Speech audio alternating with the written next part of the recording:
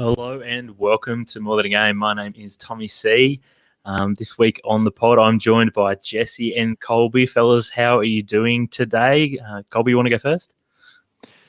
Yeah, Tommie, good to be back with you. Hello out there to all the listeners.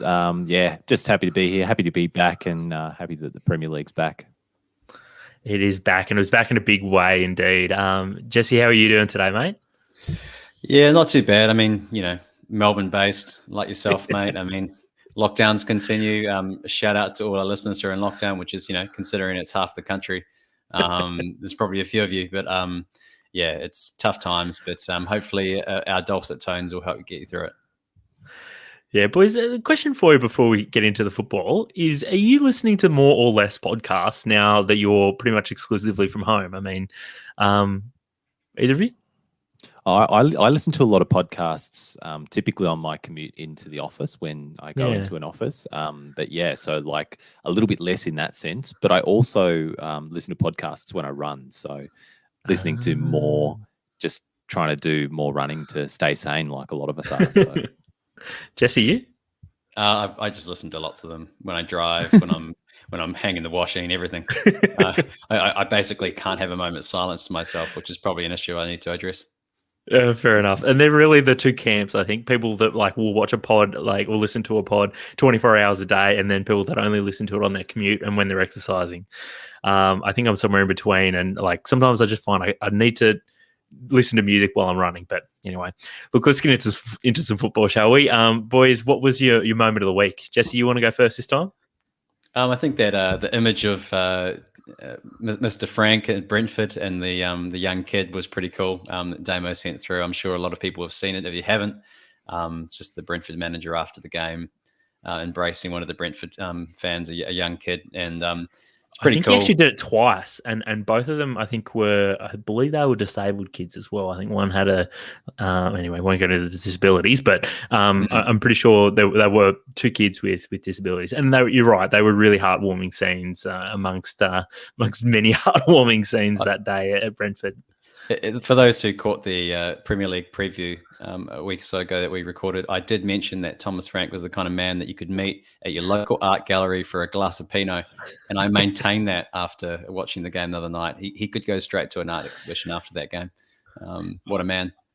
I learnt this week that he's not actually like a background in football, right? Like most football managers are ex-players, but he's not. He's like a sports psychologist, isn't he? I don't know. I believe you, though. Oh. Everything that you just said, I believe you. But what I would say, just a quick mention, guys, we'll probably talk about Messi and that in a bit, but just that banger from Chalabar in the Chelsea game was sensational. That was a special mention. Absolute bomb. Colby, what about you, mate? What did you like this week? Simple one for me this week. It was that moment in the Everton-Southampton match where Doucouré scored to give Everton that come-from-behind lead, and the commentators just screaming into the mic, "The fans are back! The Premier League is back!" It was just like losing it like a fan. I love it. It was real like Fozzie after the World Cup qualifier, just screaming, "Oh, Johnny Warren!" Yeah, he was losing it, and so was I by that point. So it was great.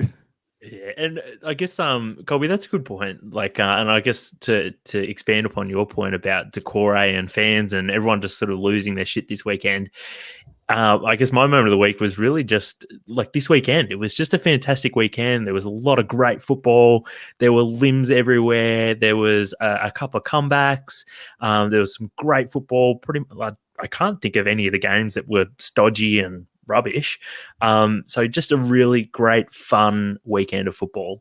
It's more like a meat pack of the week. You've had a bit of everything there. It's like a festival of football, Tommie. It's the mixed grill of moments of the week.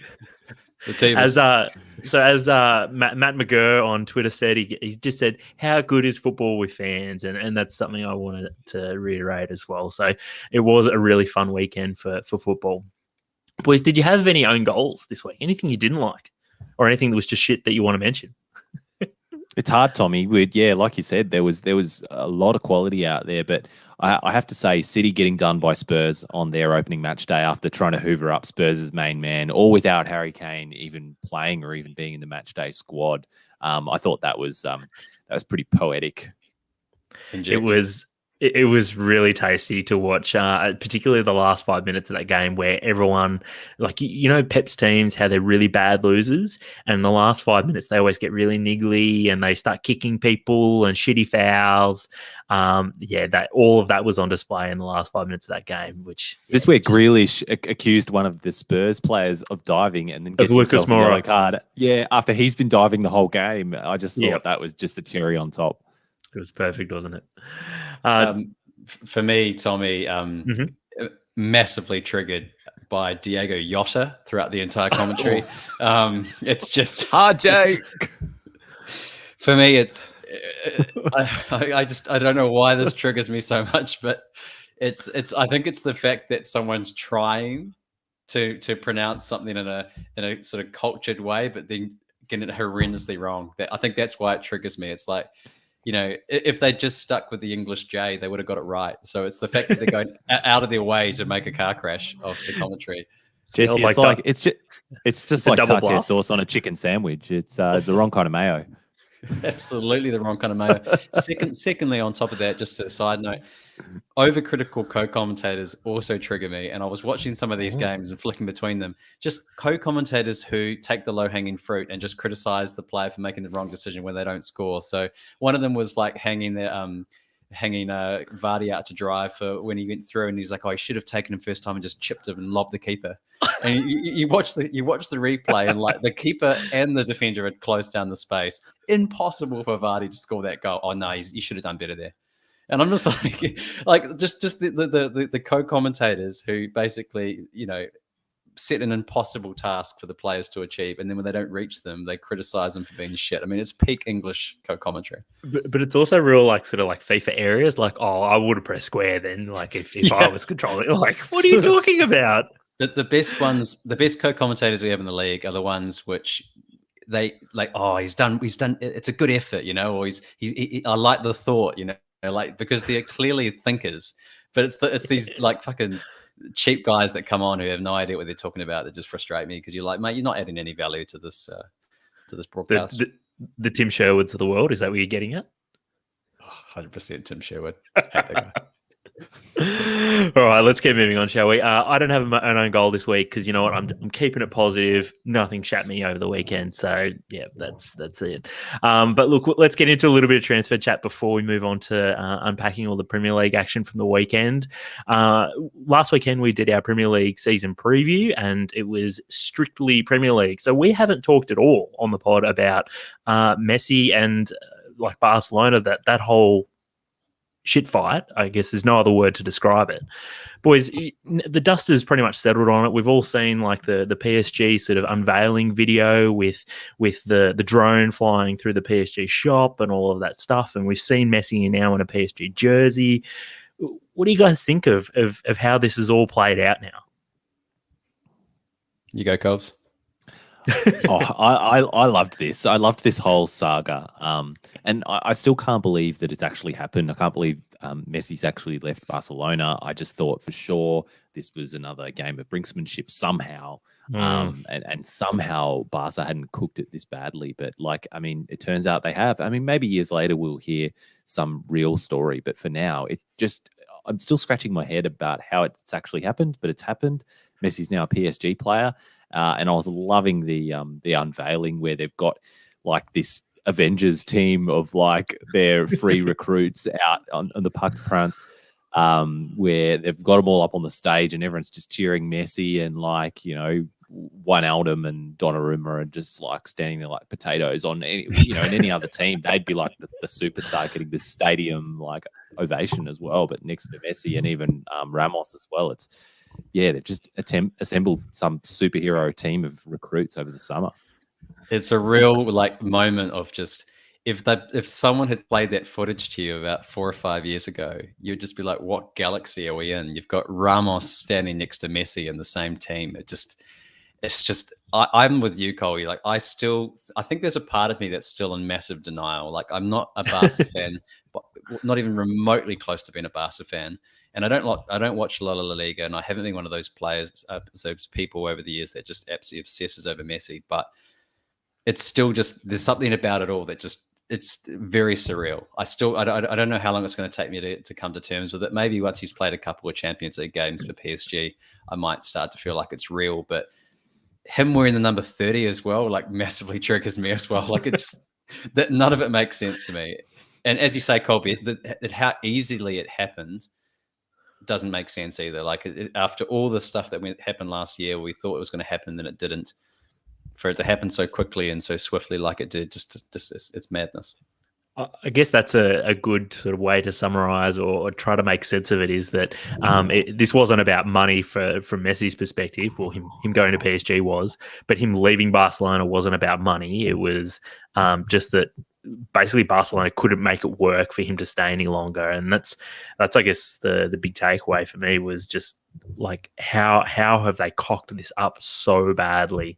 Like someone's got to go to jail, surely.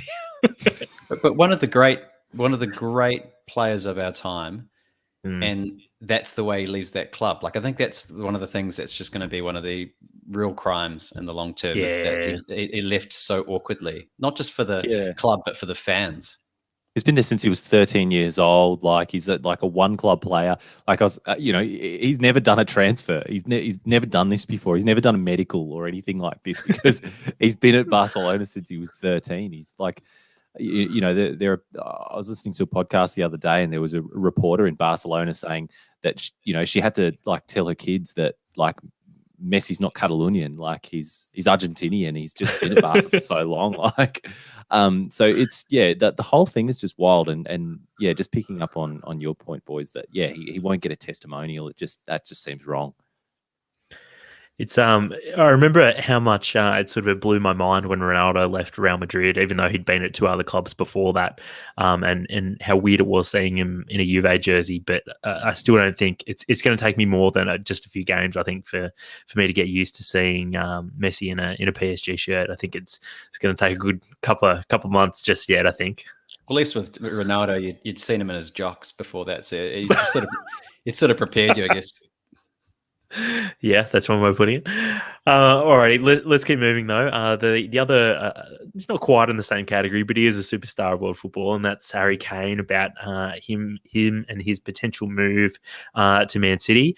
Obviously, overnight he didn't not only make not the field, but he also wasn't even named on the bench for Spurs. So, boys, do you think this is still going to happen, or do you think that sort of bodes well that he's not in the right headspace for that match, and they need him focused for the future games? Or what's your take?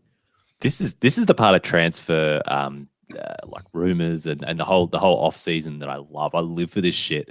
Like, Kane's, he wasn't in the squad and everyone's talking and it's getting spicy, but like, I mean, he's just come back from the Euros. Like, equally, Foden wasn't in the squad for City either.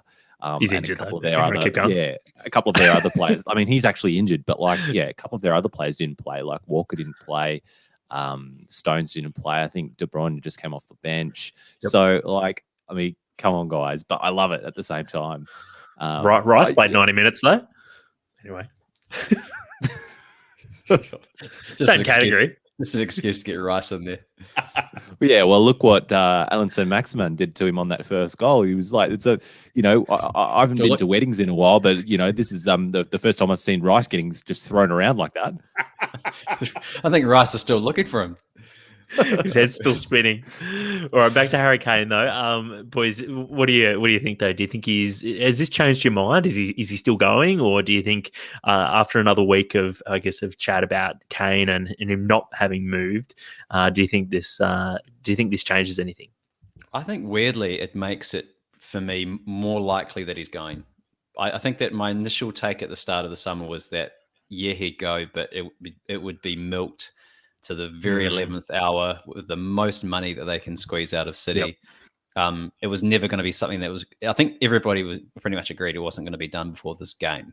So we didn't expect the deal to be done before this game. So whatever happens next, I mean, obviously there's been some doubts recently because Spurs are digging in and City are having to go back again with the second bid and the third bid. But it's kind of playing out how everyone expected it to. Like Levy was always going to leave it until the very last minute he can, get the most money he can. And to be honest, considering how much money City are willing to throw around, you just milk the bastards as far as I'm concerned. You think there'll just be a flood of money after the levy breaks? Just bleed the levy dry. Yeah, little Finker levy, he'll find a way. But it's going to be one of those transfers where, I wouldn't be surprised if it incredibly jumps up from 130 to 140 to 150 on the final day. You know what I mean?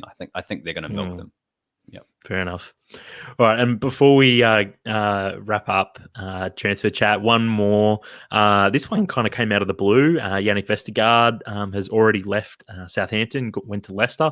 It seemed to all get wrapped up in the space of about 24 hours, whereby it was possibly happening, and then he was there wearing a jersey. And Adam Armstrong has also come in from, I think, Blackburn into Leicester as well. Into Southampton. And he also he ended up playing for Southampton over the weekend, got a goal on debut, which is great for him. Boys, I know on the preseason predictions, a lot of people are predicting Southampton to get relegated, but losing Vestergaard, does that pretty much just certify it now? Or should they just not bother for the rest of the season? Starting to look like a championship squad. Yeah, already. And I mean, Aston Villa apparently are sniffing around James Ward-Prowse as well. So it does not bode well at all for Southampton. Yeah, and Tommie, just before you do move on, I love that this segment consisted of Messi to PSG, Kane rumoured to City, down to Southampton. So, we've given the viewers and the listeners the full spectrum of transfer chat. And not to upset George. I mean, Tammy Abraham has gone to Roma, so make of that what you will. In the spectrum of transfers that we just mentioned, but I think Tammy Abraham comes after Adam Armstrong, doesn't he? 100%. Well, I'm still cut up still cut up after Tammy didn't go to West Ham, but yeah. Anyway, let's leave that just for my therapy session, shall we? Alrighty. Next up, Premier League though. So as per at Kazonis's observation, all of the home sides dominated this weekend in the Premier League. So 7 out of the 10 games were won by the home side as fans returned. Boys, only Burnley, Newcastle, and Norwich didn't win at home. What does that say to you about Burnley, Newcastle, and Norwich? I want to take the bait. But I actually think those teams all, had a pretty good showing as well, and they're normally all pretty strong at home.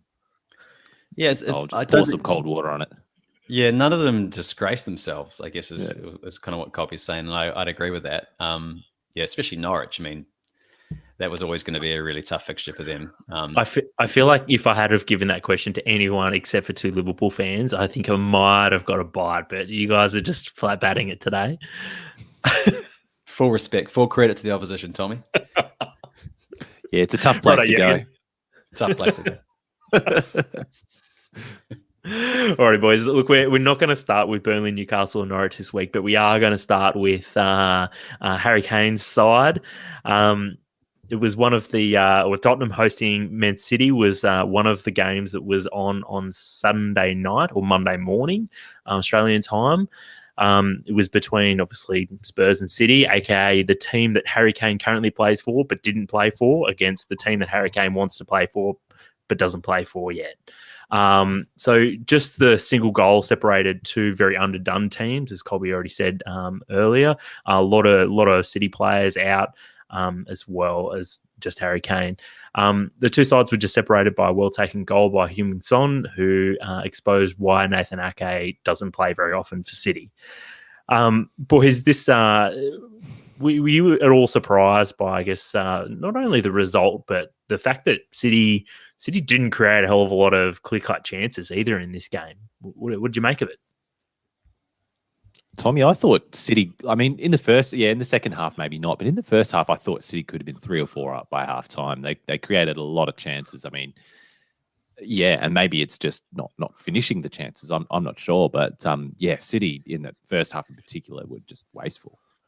I thought it was a bit of a classic case of City had lots of chances, but it wasn't the City that we have previously seen, whereby their tap-ins or Jesse's favourite, the cutback, and where they just are siding a team up. And although Tottenham are still Like they might not be the team that Spurs fans would want them to be.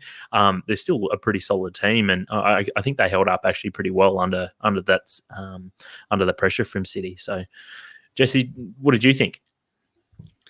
I think it was a bit of a disjointed City team, and you could see that it wasn't flowing. But also, Tottenham are quite physical, and I think that's a byproduct of Nuno coming in. I mean, it actually looked like a Nuno team immediately, which I was a bit surprised by. I thought it would take a little while for that to happen, but they'd started to look pretty good in the preseason games, particularly the last friendly against Arsenal, and they kind of carried that form and confidence over, and just fast on the break.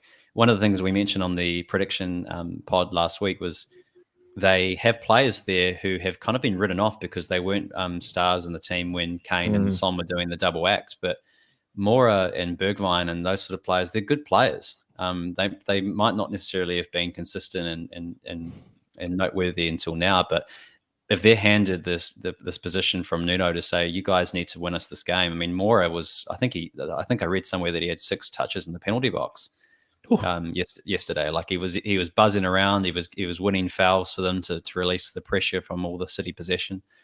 So I think it's pretty impressive to see how quickly Nuno has stamped his authority on the team, and I think it made it really difficult for City because the team, the Tottenham team, was so defensively disciplined. It was beating City in another way too. Jesse, you were just touching on that, like in that counter-attacking style that we're used to seeing from Nuno. But what we're not used to seeing is City really being beaten in that way. It's normally that, the old blueprint for beating Pep City was to just, run at them as well, but then you risk being exposed. But Spurs showed that there's another way to do it. Mm-hmm. Boys, you mentioned, Jesse, about some of those sort of fringe Spurs players, not quite fringe players, but you get what I'm getting at, that they, I guess, sort of stepped forward quite well on the weekend. And that's something we really saw, I guess, under Ole Gunnar Solskjaer at Man United after Jose left, right? Like you saw a whole bunch of players sort of come out of their skin a little bit more and really put their best foot forward. Like we're now seeing, like, what is it, 2-3 years of Luke Shaw post Jose as well, and he's now arguably one of the best left backs in the Premier League, right? So maybe what we're going to see this season at Spurs is some of those sort of fringe players, for lack of a better term, really step up and maybe they will step into the breach if Harry Kane does end up leaving. So maybe it's actually going to be a very positive year for Spurs fans after all. Boys, what did you make of Son's finish past Edison and arguably Ake as well? Sensational. He's so deadly. I find it. I think he's an incredibly clutch player, which is a weird word to use for a football player because you hear that in a lot of American sports. But Son needs one shot.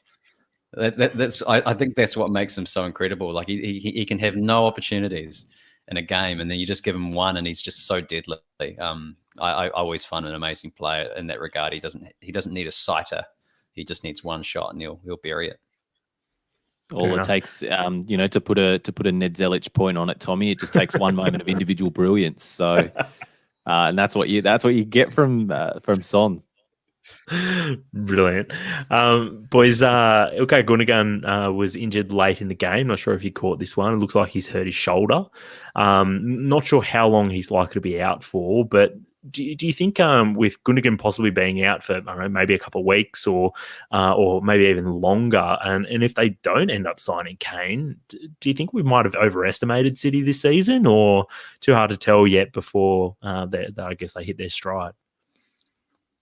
They had a shit start last year. It's easy to forget they had a terrible start, and most teams had a 10-point, 12-point lead on them and just ran them all down. So and overtook them by about 12, 15, 20 points as well. So unless they're still losing at Christmas, I don't think this is really relevant. They'll be the most consistent team probably on the other side of the Christmas break. So take as many points off them now as you can is what I would hope for the team. It's one of those things, right? Like where if you've got a City side, you want to be playing them first week, right? Especially after a major tournament where like a lot of players are still coming back, and I guess in like Harry Kane and Walker's case and Stones' case, like I think they've only been back with the squad for a week. So So yeah. Boys, a couple of stats for you about Nuno. So he's Spurs' most successful Portuguese manager. He's got a 100% win percentage rating now. But boys, who do you think is next after to Nuno? So they're on 54% and 51% respectively. Obviously, Jose is one. Is it forgot his name. Andre Villas-Boas? Villas-Boas. Yeah. Yeah. So which one's which though? Which one's 54? Which one's 51? I would say Jose's 51 and Villas-Boas is 54. Colby's got it right there. Yep. Alrighty. Boys, anything else you want to talk about this game before we move on? I've got a few stray observations. Go, Colby. Here you go, Colby. Just on the Spurs fans, another great atmosphere at the new White Hart Lane. All of the home atmospheres were really great. But one thing that stood out to me in this one was the all of the Spurs fans were given these little like black and white flags, and they were like waving them at the start of the game. It reminded me of the Woos first home game in Geelong that we all went to, Tommie, and they were giving away those little flags that you like pushed some kid out of the way to get to get your hands on a commemorative day Guilty. one flag. But it was some task to put 60,000 of those on seats, but did the job. Really intense flag game. Really intense flag game. One of the most prominent props for supporters since those shakers that they gave to the Leicester supporters. They were an absolute pest. Remember them? Put some respect on cowbells, Jesse. Yeah, I was just going to say it's no cowbells, really, is it? And there we go. I think the few listeners that we've got have just been triggered and it's just turned off the pod for mentioning cowbells in the A-League off season. We are and will always be a cowbell podcast. Colby, you had any other observations? Oh, the other thing from the Spurs fans was the chants of "Are you watching Harry Kane?" as well. I thought that was quite nice. And one final thing, just Manchester City's kit. I don't know whether we discussed this in enough detail. I know Andy is not a fan of Puma, but like I'm right here with him on City's kit. It just looks like a cheap training kit, like an absolutely zero collar. It's like an anti-collar. It's like almost like a bit wide. It's like a scoop neck almost. Scoop neck. Yep. Personal attack on me when they do that, isn't it? But I could just see Jesse being triggered. But I thought Jesse would be all about the scoop neck. No, I mean I do like a scoop neck and going to the beach and enjoying a pina colada or something maybe, but not going to a nightclub in 2010. That's right. I popped a few scoop necks in 2010, but I digress. The thing about that kit is that there's been a few kits this first game week that you've finally seen them out on the pitch that you've thought didn't like it so much when it was on the website. But it looks better. It looks better when the players wearing it. Not City's kit. City's kit actually, when they threw all the money on the videos, I thought it looked actually okay in the videos, and then when they actually wore it, I was like, no, that's shit. Yeah. Oh no, 100% agree with that. I think all of the Pew jerseys this year are garbage as well. Anyway, let's move on. So Manchester United, they hosted Leeds in the early game on Saturday. This game was a whole lot of fun. 6 goals, a bunch of them screamers, 4 assists from Paul Pogba, and absolutely rabid fans inside a packed Old Trafford who were pumped up for the football, but even more so after the club unveiled new centre-back Rafa Varane. Boys, is there a better player in the world than Paul Pogba just before or during the transfer window? That's all I could think about in the game, especially when United fans are getting really, really excited about him, and it's just so easy to wind them up. You're just like, oh, it's almost like there's a transfer window around the corner. Like it's just too easy. But apparently he's playing for the next one because he's free. So essentially, like we might not see him leave this window, but he may leave the next one. So maybe he's just trying to impress his future suitors. I don't know, but he was on fire on the weekend. I can't deny that. And one of the things I was mentioning to my Leeds mate, the reason why this is always a brutal fixture for Leeds, or seems to be, is that you have the clash of the two styles. Leeds didn't learn their lesson from last year, and they make that United team look so good because they run at them and rush them, and that team, like United, would probably have struggled against Leeds if Leeds had really sat back and just frustrated them like they did to Manchester City last year.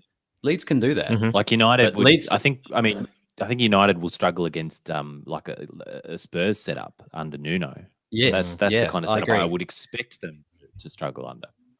And I know that's not natural for Leeds to do that, but Leeds can pick their moments in games to flood. And in that second goal, the Greenwood one, I think it was, there was about 6 players, Leeds players. It was after Alien scored the equaliser, so there's about 6 players of Leeds were in the box. Alien.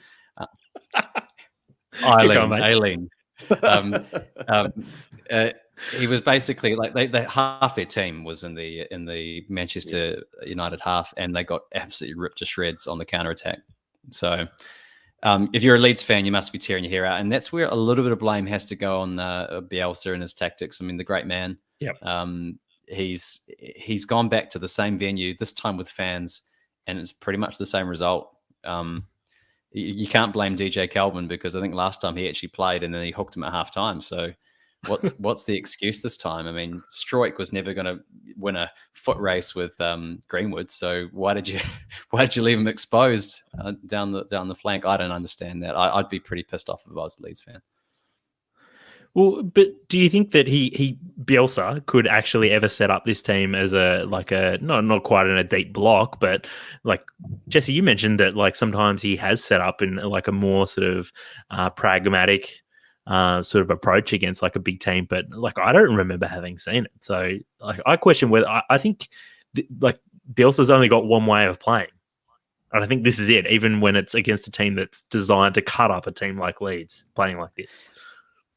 Like there's pressing, but there's also smart pressing. Like he's obviously like he's rushing players into making decisions. The problem about United is they play well under that. They play well under the pressure to make quick decisions. Like that goal, the first one, I think with Bruno, and it was just that one touch pass from Pogba. If you rush him, he's good enough to just pick a hole and then away he goes. And Bruno's the same. So you actually have to give those players. You have to push them back and be like, you make the decision. You're going to have to find a way to come through us. Whereas what Leeds were doing was just rushing out, and those players are too good to do that too. And in a French football team, poor Pogba turns up, then you're going to get cut to ribbons, which is what happened. I mean, I can't believe the guy had 4 assists, wasn't it, at the end of the day? Like, this is 4 absolutely ridiculous. Indeed. Yep. I read a stat about that, boys. Only the 7th player in the Premier League to have 4 assists in a game. I don't know whether you saw this, but do you know who any of the other 7 are? One's Kane. Yep. A lot of Arsenal players. Yeah. Fabregas. Yeah. I mean, you just said there's 7 of them. Yeah, well, 6 others other than Pogba. So you've got Bergkamp, Reyes, Fabregas, Adebayor, Cazorla, and Kane. Yeah, right. Jeez. Why so many Arsenal players? I guess because Arsenal always only ever had like 2 good players, and the rest were just passengers. Anyway. Oh, jeez. All right, look, except for around the turn of the turn of the millennium. But anyway, boys, back to Leeds and Manchester United. Did this game change your opinion of Man United's title chances, or too soon to tell? As Jesse said before, like absolutely not. I think Leeds really flattered United. They were, it's a great matchup for them. Both of them will play better and worse against other teams. United should still finish in the top 4, but don't see them winning the league, which is Fair what enough. their mandate is after signing Jadon Sancho and Rafa Varane. So Ole's got his work cut out for him, but they're off to a good start. Fair enough. All right, boys, anything else to add before we move on? Okay. Brentford, they hosted Arsenal in the first game of the round and also of the season as well. Boys, was this result entirely predictable? Brentford winning 2-0? Against Arsenal, yes. I mean, this narrative you could see coming from an absolute mile away.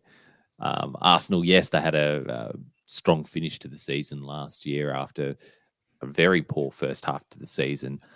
They Arsenal were a little underdone tonight, which I think everyone conveniently forgets, for the sake of banter. But this narrative was only ever going one way. And also, like, let's talk about Brentford as well a little bit too, because like Brentford are going to be perfectly positioned for this as well, because they're just coming off like having played in the Championship, so confidence is high. There may have been a little bit of self-doubt, sort of week one of the Premier League, but ultimately confidence is high after coming off the last Championship season. And like they, as I call them, they haven't copped a bloody nose yet, so they're going to be out and about and bloody popping their heads up everywhere. So until they cop a bit of a dusting up somewhere. So yeah, for me this was it was just inevitable. this result. Yeah. And like you said, Tommie, I was just going to say, Tommie, that you like there are certain teams you don't want to play early in the season, or that you do want to play early in the season. You were saying you want to catch City at the start of the season after a big tournament. Yeah, you don't want to play these plucky little promoted teams when they're coming up from the Championship full of confidence, and that's what Arsenal got, as you said. I mean, even Norwich, what was it, 2 years ago, ended up knocking over City just because they had them both at the beginning of their season and the beginning of City season as well. So yeah, look, anything can happen. Sorry, Jesse. I went to script in the sense that I thought that Brentford was going to win that game, but I thought it was going to come from the two guys up front, and the goals didn't come through those means. They were different, but one of them came from a long throw, which we always love to see.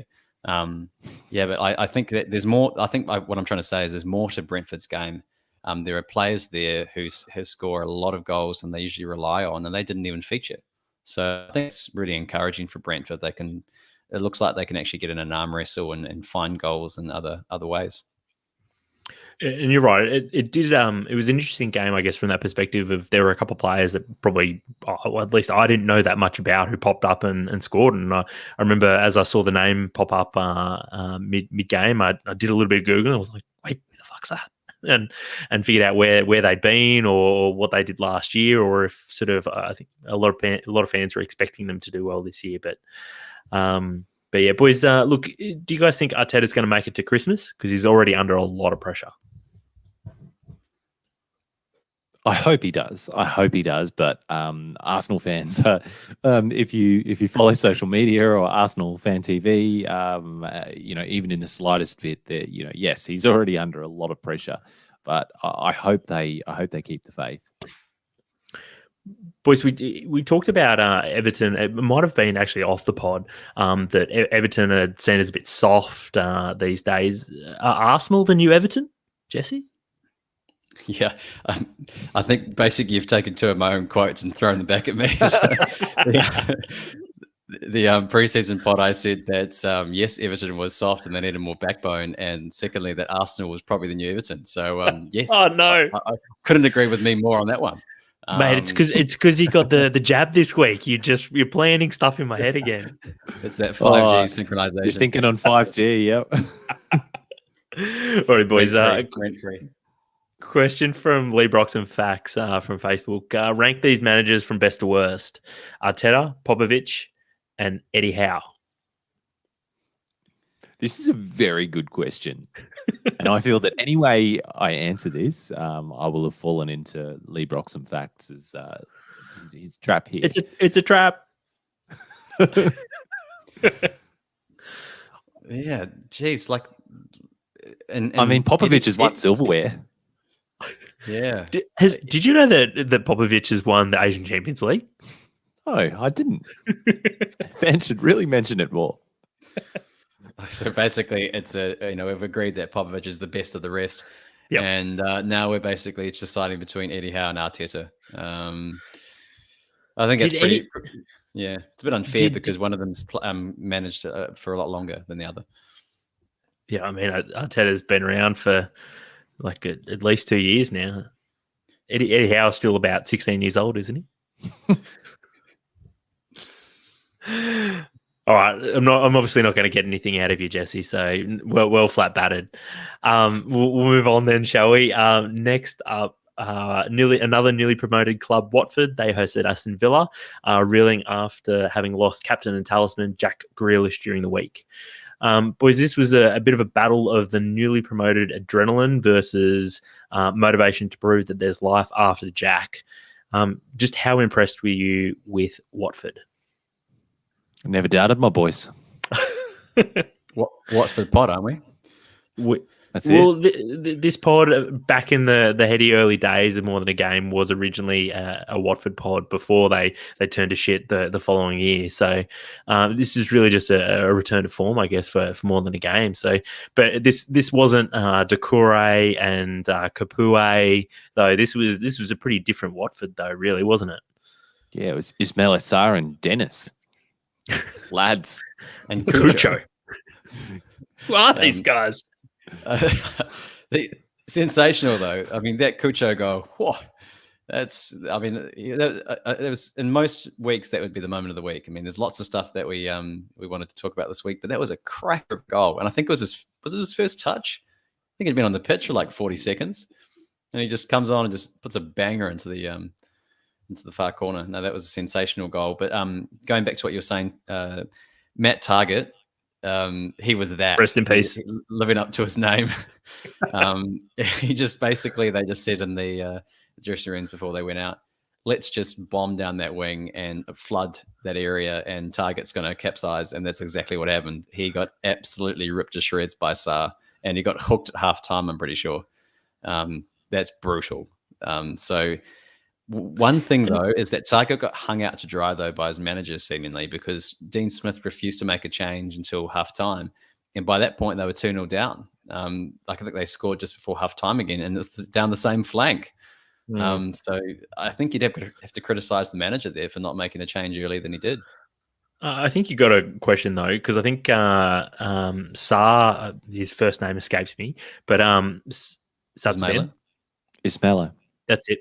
Ismaila Sarr, he absolutely tore him up, but I think maybe got to give some credit where credit's due as well. Like we saw Sarr in the Premier League, what was it, 18 months ago, thereabouts, and he was very good then, and he's obviously had another 12 months to grow in the English game as well. So it's going to be really, I think he was their top scorer last season, if memory serves me correctly. Yep. So I think that bodes really well that he's off to a flying start in match day 1.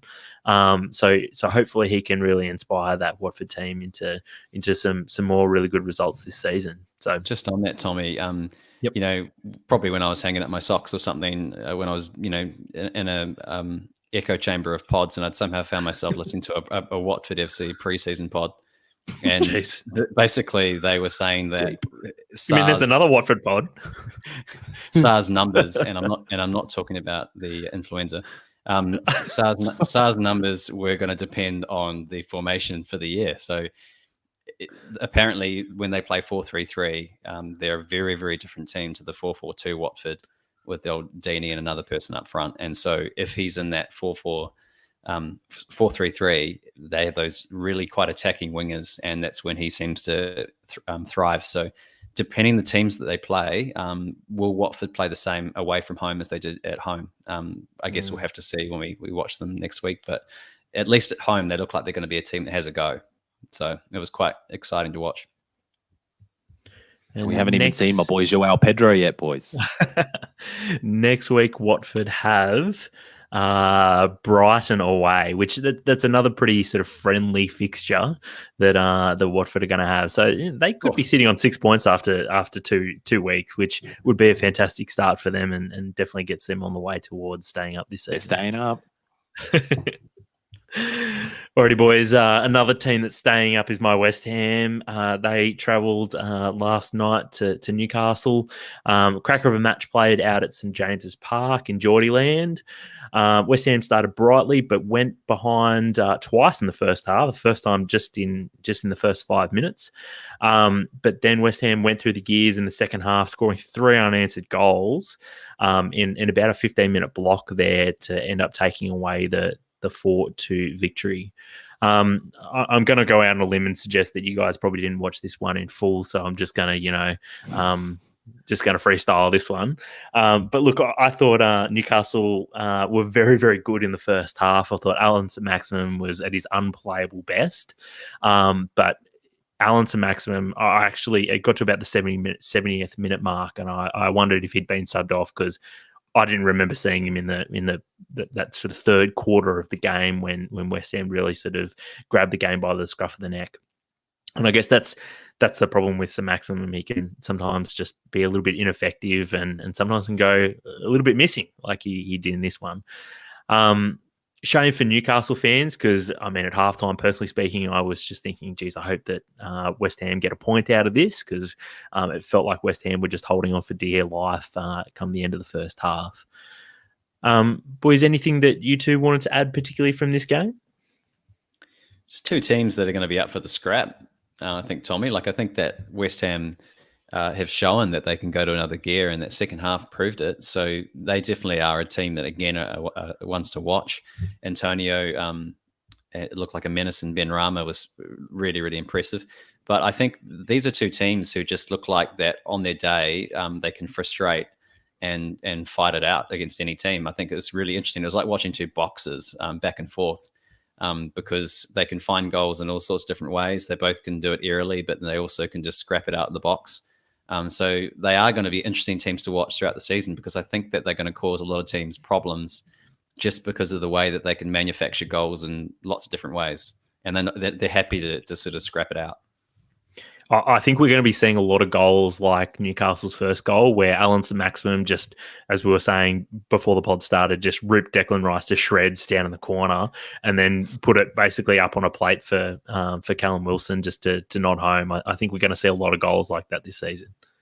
Surely they have to be one of the teams. I'm struggling to think of another at the Premier League at the moment, but there are a couple of them where their best player is so far above the level of everyone else in their team. It's just so it sticks out so much to watch it. And I remember when Jesse and I were at the pub last season watching Newcastle against Liverpool, just how much better than everyone on that team Alan St-Maximin is. Maybe with the exception of Callum Wilson, but obviously he's got a different skill set. You're saying you're not a fan of John Joe Shelby? So he's on another level. I guess that's like today we saw sort of not the best and worst of St-Maximin, but we saw the best and then sort of the nothing of St-Maximin. Like in the first half, he was unplayable. Yes, that is perfect. And like normally the criticism that's probably leveled at St-Maximin is that he just makes the wrong decision. Like his head will go and then he starts just like running into blind alleys towards the corner and shit, and then just doing step overs and weird dribbles and shit. But full throttle is what you're trying to say. Yeah, but today, like he just sort of disappeared in the second half, and I think one of the West Ham goals was from when Declan Rice dispossessed him, and then I think it was Antonio's goal where Rice nicked the ball from St-Maximin, and so he can be almost a bit of a liability defensively as well, because like they're trying to play on the counter attack, they flood people forward, and then if he loses it because he's just taking risks and dribbling and stuff, then it's always a risk, I guess, for them as well. Can we just say that Antonio goal? Love the guy after it obviously missed the penalty. That Antonio goal, even when he finished it emphatically, he still took a heavy touch. And I just thought that goal just absolutely encapsulates Antonio. Like he'll still take a heavy touch and then just bury it, like absolutely bury the goal onto the ball into the net. I just thought in a little microcosm that was Antonio summed up. He can be so looks quite clumsy at times, but then he can also be brilliant. So he's a funny player to watch. It's a fair point about this. This was sort of the Antonio in a nutshell as well. Like you had and Antonio, like he set up Ben Rama's goal as well, which that for me, that was sort of like not quite vintage Antonio, but it was Antonio from about 3 years ago when he was playing as a wide player, and he chased down these balls into corners, and he was a real sort of old school winger, except he was about 90 kilos and just like had thighs like mountains, and and he's also like he's got a pretty decent cross with him on both feet as well. So there was another side of his game that he showed that I think a lot of people probably only think of Antonio as being just a beast in the air and great at running the channels, but obviously showed a little bit of finesse there as well with that too. And it's got no brakes though. Nope. He's got hamstrings for breaks and they just break a lot. Alrighty, boys. One thing to finish up on this one. This was West Ham's first win on opening day for 5 years. Obviously, 2 of those were, I think, one was against Liverpool and one was against City. So, I guess sometimes even if you are lucky enough to get City in the first few weeks, sometimes even that's not enough to get past them. And also another stat. It's other than Man City, West Ham have won the most games this calendar year, which I just want to throw that out there as being pretty wild. So, yeah. Get the chirping in now, Tommie. I watched this game this morning after I woke up, and yeah, I was pretty chirpy on the group chats this morning.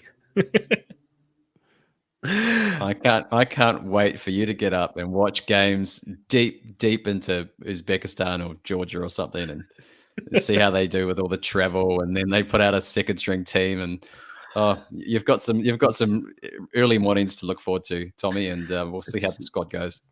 It's still over again. It's still another 2 weeks until Europa League group stage is drawn. So yeah, it's a weird mix of excitement and trepidation about that. So yeah, we'll see. Next up, Chelsea, they hosted Crystal Palace.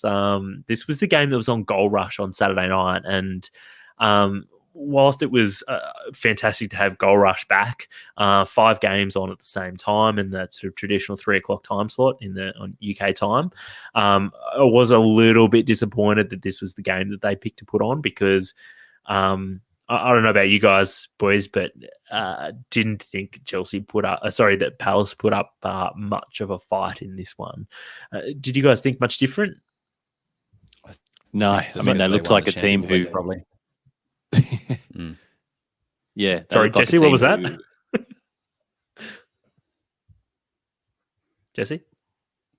Yeah, I think it's just because they won the Champions League, and they were sort of doing their parade around the stadium and first home game for them in the season. I think that's why they gave it to them. It's sort of like the most viewers would tune in. But I was personally flicking between the Villa game and the Leicester game at that point. So I think I wish I had have been watching that game because I was pretty curious to see how Patrick Vieira's team was gonna go against like a big team in their first week. But I mean, if Brentford against Arsenal was just the perfect game for Brentford, this felt like the worst possible fixture for Patrick Vieira to face. And I mean, it's already tough. They're coming off the back of straight up a bloody nose in their first game. I'm talking about Palace like they're a promoted team, which is a little bit strange, but just I guess disappointing that I mean even Zaha was really quiet, and I mean that's just Zaha I guess during a transfer window.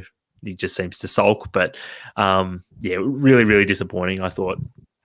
Was there anything in particular that you learnt from Chelsea in this one though? They got more centre backs than they thought they had. Where did Trevor Chalabar come from?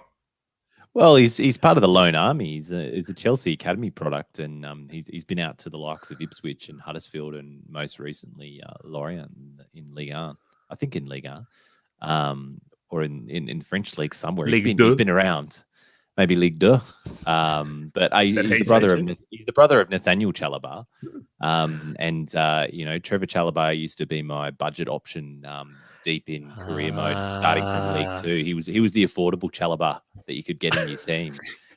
So I'm really pleased for him on a personal note. What do we call him? The Chalabai? What would the sort of plural be of Chalabar? I think Chalabai. That sounds pretty good. I think we can go with that. Where is Nathan Chalabai? Is he still at Watford? I think he is still at Watford. That's the last time I heard. But yeah, I mean, he's clearly he's going up the Chalobah power rankings now after that goal on debut. So yeah, but no, Chelsea got a bit of depth there. No Thiago Silva, no Zuma. I don't know if they're going to get rid of Zuma or not. You know, Koundé strongly rumored, but hasn't rocked up yet. So the thing that stood out for me, Tommie, was obviously we're all sort of waiting for Lukaku, which will be next week, I think. But Jorginho just looked like, I think that guy, like on the back of the Euros, he just looks so confident. Whether or not he'll be able to sustain kind of the same enthusiasm and throughout the season, I mean, I don't know, but at least for now, just going right on the back of the Euros, he just looks like a player who has won an international tournament recently and has confidence flowing through his veins. I mean, that pass, at one stage, he just picked out Alonso and just put it on his toe, and all Alonso had to do was just hit it on the volley. It was just, he just looks very, very good at the moment, Jorginho, just pulling the strings. Jesse, I'm going to go out on a limb here, and are you in the Jorginho for Ballon d'Or camp? Because this caught me out on the hop, I think, a little bit in the last week or so, that there was sort of like a groundswell of a push for Jorginho to win the Ballon d'Or, and I was like, what? You usually miss all that. That was tongue in cheek. Well, I'm confused, but now Jesse talking him up like he's the best player in Europe at the moment. Him putting a beautiful through ball onto Alonso's foot is there's a bit of a gap between there and suggested he should win the Ballon d'Or. Let's not put words in my mouth here, Tommie. But what I will say is that there was a groundswell. There still is a groundswell just because of the amount of trophies and he won in the 1 year. Last year, I don't know why particularly they pick out him as the midfielder that should win it, because there's other players that also won those trophies. But I don't know. It's a bit of a banter following that one. Maybe they just really like Jorginho's running style with the high knees, but like not particularly long stride that he seems to do. Have you guys noticed that? Ever? No. Okay. All right. Fair enough. Look, anything else from this game you wanted to throw out there, boys? No, all right. We'll get on to your respective team now. Norwich hosted the 2019-2020 champions, Liverpool. And Liverpool would have been absolutely licking their lips at the thought of travelling to Norwich in this game.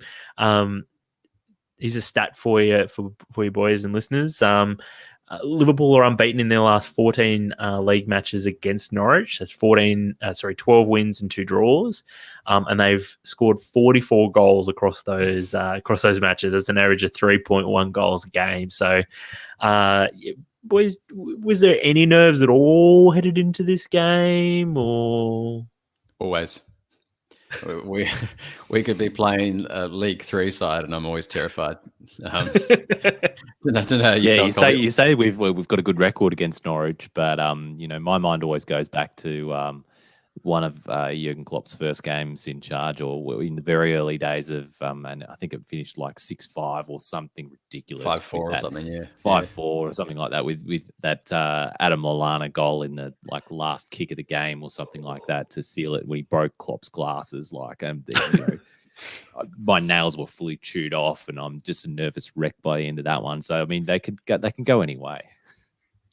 Yeah, but they have got a great record. You're right, Tommie.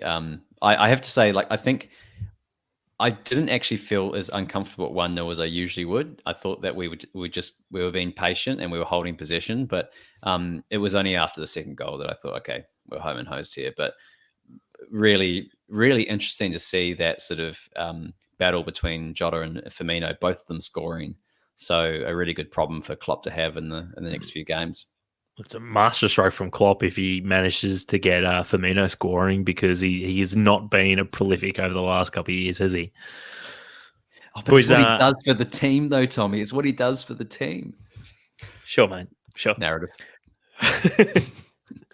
Well, you saw Salah turn provider in this game. He set up the 2 goals for Jota and Firmino. Do you think we're going to see a new, more sort of unselfish side to Salah this season, maybe? Doubt it. Speaking in narrative, eh? I was like that poor bloke gets he gets a lot of stick for just shooting at goal, which is what he's best at. So I'm going to stick up for Mo in this regard. But he just looks so good. I think he usually comes out of the blocks pretty fast, Mo. But I think in the second half he really grew, and he just was everywhere. So I think this is his fourth or fifth year in a row that he scored on opening day, which is fifth time. It's pretty incredible to me. But can we just one take season wonder? Moment, can we just take one moment to appreciate Andy Corbinitis having a beer at New Year's Eve in 2017, where he said that Mo Salah was just going to be last year's Jamie Vardy, and it's even worse. He's a one-season wonder. Listeners, this was the season essentially before this pod began, and so unfortunately we can't started a pod for this. We can't check the tapes, but I assure you that it did happen, and we like to remind Andy every year that Mo Salah is in fact a 5-season wonder. Love to see it. Boys, on the topic of Salah, that his assist for Jota, did you think that was a misplaced touch, or do you think that was deliberate? This might be a little bit more divisive. But what a ball from Trent, though. Yes, Colby, what did you think? Yeah. Is it deliberate or? Yeah, I probably lean on the side of misplaced touch, but it doesn't matter. Because it was one of those ones where I think almost every commentator is going to say, "Oh, what a gorgeous touch, playing it deliberately into his path." But we've played football before, right? That sometimes your touch doesn't always just come off, right? And if there's anyone who knows a thing or two about a misplaced touch, he set him up to fail there. No, but that pass from Trent was superb. It must have been about a meter off the ground the whole way. And then, to be honest, I think actually the credit for that goal goes more to Jota, because Jota, what he adds to that team, Jota, is that he's just sniffing around that area so that if anything spills in front of him, he's the first one there and he just pounces. So, I don't think Salah did it deliberately, but credit to Jota for being in the right place. Fair enough. Boys, almost ready to move on. Is there anything that you took away about Norwich, though? Do you think has it changed your opinion about how they're going to go this season?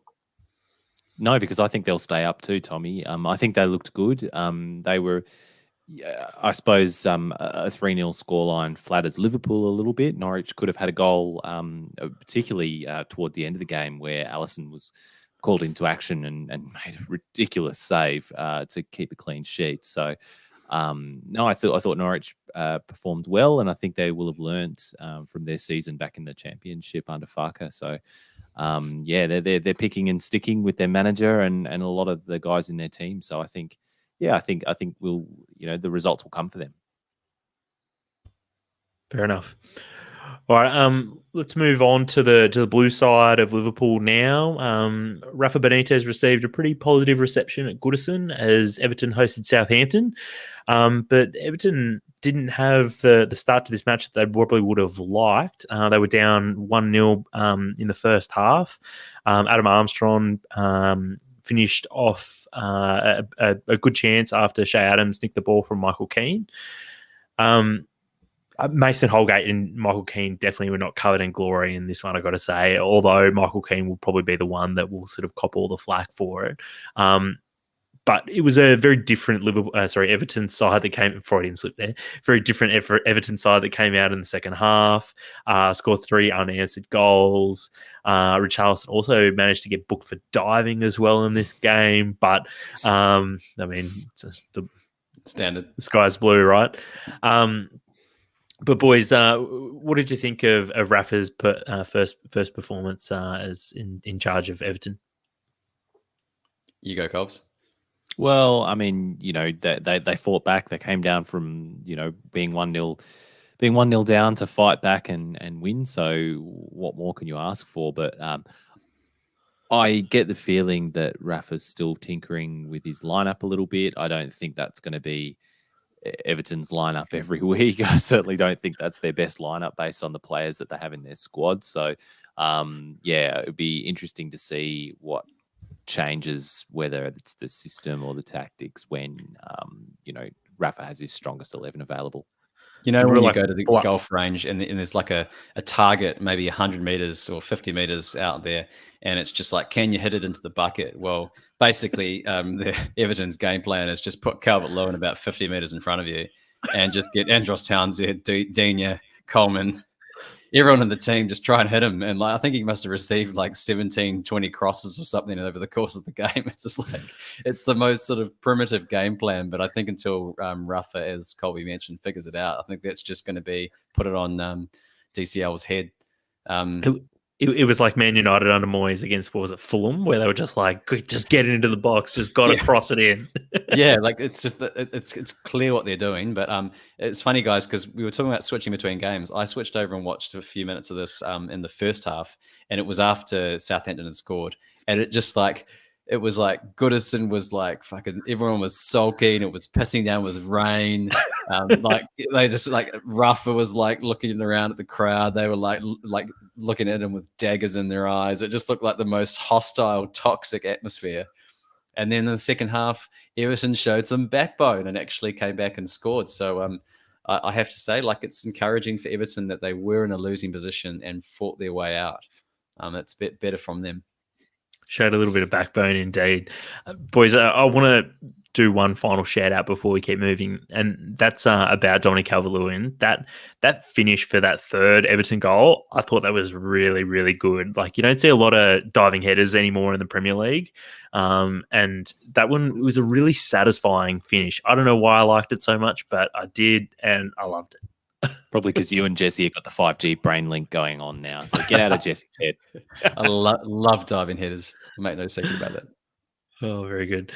All right. Next up, Leicester, they hosted Wolves. I don't think this is quite like a derby, but like they're both from sort of like the middle part of England, really, I guess. So Bruno Lage made his Premier League debut as Wolves manager as they travelled down the road to Leicester. A single goal for Jamie Vardy in the lowest scoring game of the weekend was enough to give Leicester the 3 points. Was concerned for Wolves. Didn't get off the mark this weekend. Couldn't break the scoreline. Tim Sherwood thinks that Wolves could get dragged into a relegation fight if things don't click really quickly. What are your thoughts? Oh, that's good enough for me. If that's what Sherwood thinks, I can 100% agree. No, esports commentator Tim Sherwood. I thought you were going to say like it's the opposite. If Tim Sherwood thinks that, then Wolves are definitely safe. This is how I know that you stay up to watch games, Tommie, because you're quoting Tim Sherwood. And that it's like 2 a.m. and that dickhead's on your TV screen. And you're like, oh, I didn't stay up to 2 a.m. to watch this guy. Tommy's watched every minute of every Premier League game this weekend, listeners. He has not slept a wink. Lockdown life. 100%. I'm not far behind you. No, I think you got one of the key things about this. A couple of key things, guys. What a goal from Vardy! Such a low percentage chance, and he buries it. Such a difficult finish. So credit. Secondly, Traore should have scored. So he does all the hard work. He gets away from the defenders, and he just did Middlesbrough to Traore and missed the right post. So it was like, as a Wolves fan, you're thinking, well, it probably should have been 1-1. It probably should have been a draw. So, and Leicester took a really difficult chance. So I don't think that, I think that it's just, again, low-hanging fruit for someone to Sherwood to say they're going to go into a relegation battle when they missed an easy chance and should have. And also, is Sherwood aware of how many shit teams there are in the Premier League this season? Like, I mean, we're about to talk about 2 of them. Is he aware that Colby predicted that none of the promoted teams would go down this season? Well, check the tape, Sherwood. Call me at the end of the season. Jesse, on the topic of Traore's miss, that for me, it just reminds me that and 5 years ago when Antonio was 25, he would have missed this in the same way that Traore did, where it was just like, how did you miss that? It felt like it was easier to score than to put it wide like he did. So I think as Traore gets a little bit older and a little bit sort of wiser, I think maybe you'll see him in a few years' time sort of finish a chance like that. But mate, I think what you're doing the classic thing where he's like, he's the He's the Damari Gray, you're saying like, oh, he's, give him a couple more good. years. He'll come good. He's old enough. Kamau. He's been around long enough now to finish that chance. Like he's actually developed beyond that player that was streaky. I mean, remember when he buried a couple past City? He was on the break in those games and he was clinical. Like he just, it's an unforgivable miss for him because like he made the change. He did everything right except for the finish. He made it. I actually thought Adama Traore was older than he is. He's only 25. In fact, boys, I'm going to go out on a limb here. I think he might actually be younger than Bruce Kamau. He is. He's younger than Bruce Kamau. This is unreal. Wow, TIL stat. Yeah. Wow. All right. All right. I'm going to keep moving before I just have like another one of these moments, but all right. The match you've all been waiting for, listeners. Oh yeah, just drum roll. So Burnley, they hosted Brighton in the final game that we're going to be covering on today's pod. Burnley did manage to open the scoring. This one caught everyone on goal rush, probably by surprise that the game was actually on. Because Tarkowski scored in the second minute and it cut straight to that pretty much straight after kickoff, and everyone went, "Oh wow, I didn't know this game was on. Maybe I'll switch over." No, I'm just kidding. No one said that. But Brighton did manage to get 2 goals back, both quite late in the second half. Malpai and Alexis McAllister. McAllister, who some of our listeners might remember played for Argentina against the Belarus in the Olympics, and I thought he was shit at that level. So he's back and he's scoring winners now in the Premier League. So what do I know? Alex Mack back. Remember the name, listeners. Is he anyone's boy this year? Yeah, fuck that guy. We're so off Brighton now, aren't they? Well, aren't we? Can we at least take a moment, Tommie, just to acknowledge that Tarkowski goal? That was such a Tarkowski goal, wasn't it? Like a teenager learning to drive straight over the road cone. He did. He actually just steamrolled someone, didn't he? He steamrolled Mope. Had to be Mope. Just goes down to the passing wind. Incredible. And I love how he was appealing on his back like a turtle, and VAR went having a bar of it. It was just incredible. I was amazed the goal stood. Do you think it should have been brought back? No, I don't. I personally am glad the goal stood, but I just think that considering the standards and what we've seen in the last few years, usually that would be brought back. Yeah, and a few people mentioned this over the weekend that the felt like the standards dramatically were different over the weekend. I can't remember who it was. I think someone was saying it. Might have been one of the commentators during the West Ham game or during the City game said that that a lot of fouls last year that would have been fouls aren't fouls this year, and even offsides. Creswell's goal that looked offside to the naked eye, but with fat lines instead of skinny lines now in the Premier League. One of the Manchester United goals were offside. It was a real thick line, real thick. Yeah, real thick. So, but I think VAR got a massive rev up over the off season, and I think we'll see much better calls over the course of this season. And I might be going off very early on that prediction, but I think we will see far fewer very just outrageous controversies caused by the VAR or lack thereof. Let's just hope that they don't do what they did last season, which is massively overcompensate in the first 3 or 4 game weeks and then go, oh, actually, we're going to have another review of what we've done. And then the lines in a diet, skinny lines. Last year's one was the handballs. Remember the first 3-4 game weeks last year, and they just every handball in the box was a penalty. Let's hope it's not like that. Let's hope that they can continue to give the benefit of the doubt to the attacking team, as long as it's not like a meter line so that Bruno's onside in that third goal. I mean, come on. If there was one thing I thought that was interesting was, like, I had a real sort of a bee in my bonnet last year about VAR, because it seemed like that's all that anyone ever talked about. You'd cut to halftime or full time, and all they'd talk about was some shitty VAR decision, to the point where I didn't want to talk about it anymore on the pod because I was like I don't watch football to talk about VAR. But if you remember, I think it was the Man United Leeds game, they cut to halftime and Paul Scholes was the pundit they had on the Premier League coverage here. And he said, oh, no, I thought it was fine. Don't want to talk about it. And just moved on. And it was so different from last season. Yeah. All right. Anything else about... It sounds a lot like Paul Scholes. Yeah, well, it's probably because it probably should have been offside and he just didn't want to talk about it. He's just I've never seen a pundit look so miserable about being there. It's like getting paid to talk about football. Why are you there, Paul? I know that he's like that, real miserable Mancunian, but it's like he just looked like he's just like, oh, why the fuck did you drag me in here? Yeah, it was a goal. Move on. I just find him quite funny. He's going to be a real grumpy old man as he gets older, isn't he? Grumpier old man. Yeah, for sure. All righty, cool. Just to wrap up, just want to talk a little bit about Fantasy Premier League. Obviously, long-time listeners will know that we ran our first MTAG FPL competition last year. We're running it again this year. Lots of people have signed up. We got 37 last season, and this year we've got a whopping 57, so almost double compared to last year. So RIP our Twitter mailbox and Facebook mailbox over the last week or two. Sorry, Colby, Tommie, and Jesse about that.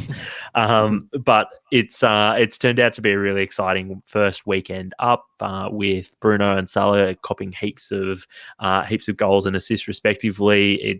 Everyone virtually has big scores this week, so that's a lot of fun. In fact, 14 players in the first game week got 100 points or more, so that's pretty cool. A few shout outs to some of the great FPL names that we've got in MTAG FPL this season. We've got Scotty Johnson's Ben Rama's in Pajamas, like that one. Danny Dimovski's Saka Punch, thought that one was good too. Alex Dwyer's Teeny Dancer. I actually wondered if he was a Watford fan, but no, I don't think he is, so that would have been better. You got Dammy's Romelu and Juliet. I thought that one was good. That's good. And finally, the best one I thought, and it's topical as well, it's very current, is Angus Dwyer's Wet Ass Pookie. I thought that was the best one. So good to see plenty of original names out there rather than some of the same recycled ones every year. But look, that's a wrap. In the next couple of weeks, I will be announcing the final prize pool once that's confirmed, and then in the first pod in September, I'll also be giving away our first monthly prize. So that'll be plenty exciting too. But look, that's all we've got time for this week on the pod. Thanks for joining in. Going to be plenty more football again next week, and obviously plenty more football for us to discuss as well. So thanks for joining in, and we will see you next week.